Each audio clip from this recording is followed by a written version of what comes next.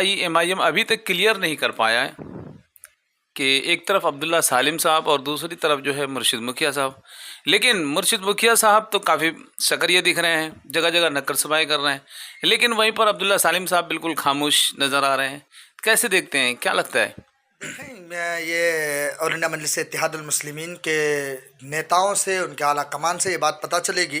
कि मसला क्या है, आखिर क्या वजह है, क्यों आखिर क्लियर नहीं हो पा रहा है। क्योंकि बिहार के मुख्तलिफ़ मकामात पर, जैसे कि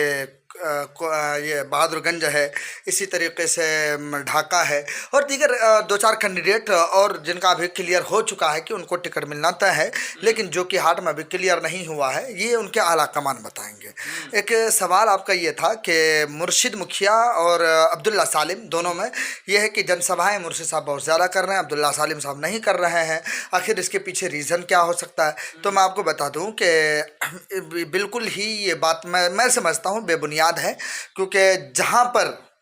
जिस तरीके से मुर्शिद मुखिया अभी मेहनत कर रहे हैं, उससे कई गुना ज़्यादा अब्दुल्ला सालिम अभी ज़मीनी सतह पर मेहनत कर रहे हैं। फ़र्क इतना है, उनको मुर्शिद आलम को जो है मीडिया की तरफ से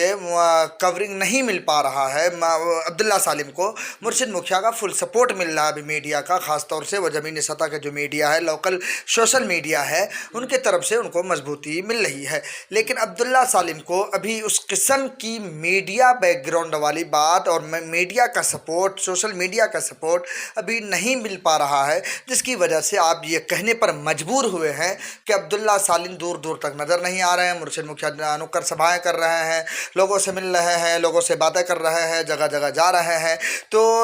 यहाँ पर जो है ये है कि अब्दुल्ला सालिम एक तरफ जो सिर्फ मतलब ज़मीनी तौर पर वो मेहनत कर रहा है, और मुर्शिद आलम जो ज़मीनी तौर के साथ साथ एलानिया जिसको कहते हैं आज के दौर में, यूँ कहें सोशल मीडिया का एलानिया आला है, तो उसके लिहाज से वो काफ़ी दिलचस्प है। लेकिन यहाँ पर सवाल जो है ना, टिकट के मामले को लेकर, टिकट अभी मुर्शिद आलम भी कंफर्म नहीं कह सकता कि टिकट मुझे मिलेगा,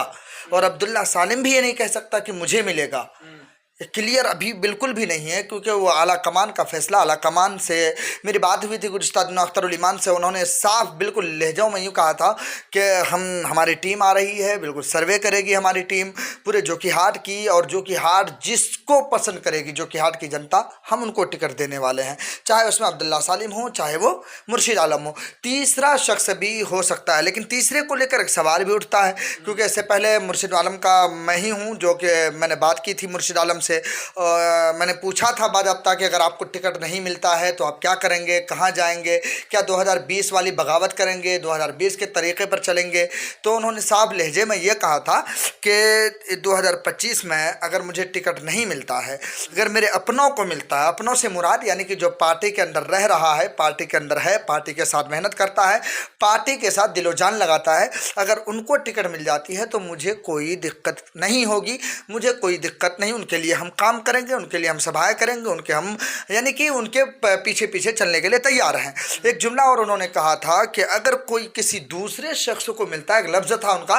क्योंकि पैराशूट वाले को अगर टिकट मिलेगा तो बिल्कुल भी हम बर्दाश्त नहीं करेंगे, जो कि हाट 2020 से ज़्यादा मुखालिफत हम करेंगे, इस किस्म की बात मुर्शिद आलम ने कहा था। वहीं पर अब्दुल्ला सालिम ने अपने बयान में कहा, मैंने भी उनसे बात की थी, आपने देखा होगा वो इंटरव्यू हमारे चैनल पे है, कि उनसे जब बात हुई थी मेरी, तो उन्होंने कहा देखें हम कौन होते हैं, हम होते हैं इमाम के कार्यकर्ता हैं, हम उनके लिए काम करते हैं, हम अभी आज से नहीं बल्कि 2015-16 से हम इमाम में हैं और लगातार हम काम कर रहे हैं। इसी में एक बयान उन्होंने दिया था कि जो कि हाट में मैं सिर्फ दावेदार नहीं हूँ, मैं हकदार भी हूँ, यानी टिकट का मैं सिर्फ दावेदार नहीं, दावा नहीं कर रहा मैं, बल्कि मैं उस टिकट का हकदार भी हूँ। अब्दुल्ला सालिम का सीधा लफ्ज़ है, लेकिन यहाँ पर जो है बात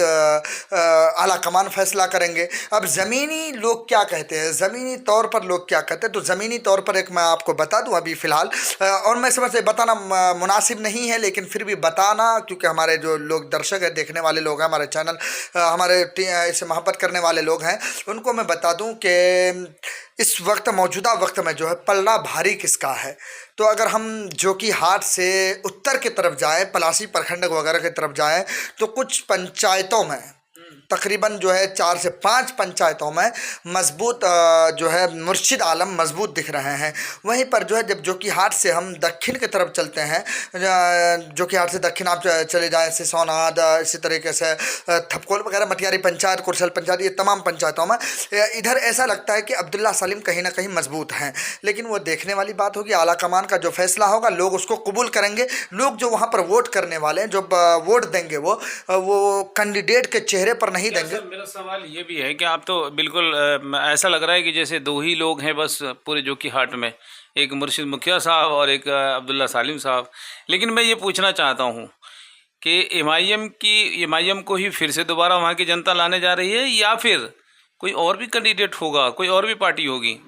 हाँ, इसमें ये बड़ा दिलचस्प सवाल है कि क्या एमआईएम ही आएगी। मैं वही लगातार मैं कहता हूँ, ये कहना अभी जल्दबाजी होगी। अभी आप इतनी जल्दी ना करें क्योंकि अभी बहुत सारा वक्त है, अभी अनाउंस होना बाकी है, अभी मतलब आचार संहिता लागू होना बाकी है, अभी लोग कैंडिडेट का चेहरा आना बाकी है। तो ये वक्त बताएगा और हालात बताएगा कि लोग किधर जा रहे हैं। कुछ लोग कहते हैं सरफराज साहब जो है पूर्व सांसद रहे, अभी जो है जोकीहाट विधानसभा से